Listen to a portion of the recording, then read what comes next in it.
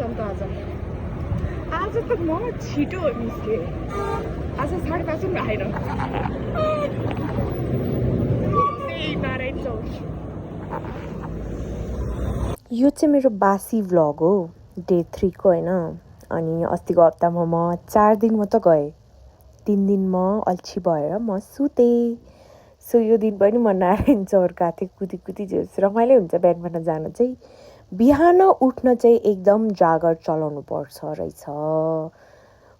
बिउजेसी उठ्यो जुरुक जारुक उठ्यो भने चाहिँ उठ्यो भयो उठेन भने चाहिँ फेरि त्यही हो ताल यस्तै हुन्छ त्यही हो सो दिस वाज डे 3 को भ्लग डे 4 को पनि बासी भ्लग बाँकी छ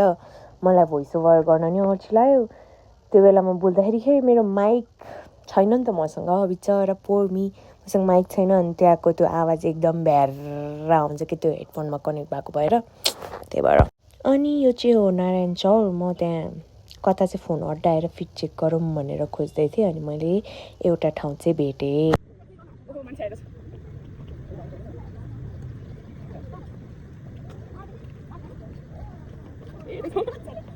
One thing I realized in these 3 days भनेको चाहिँ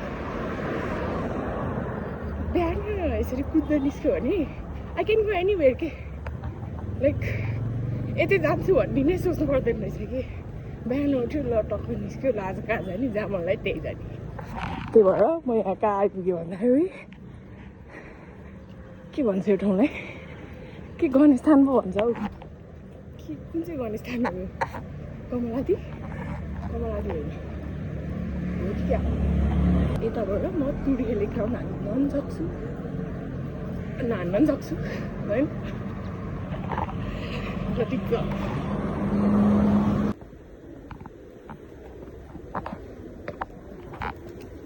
मलाई यो उडाउन मन लाग्छ फेरि गाडी लान्छ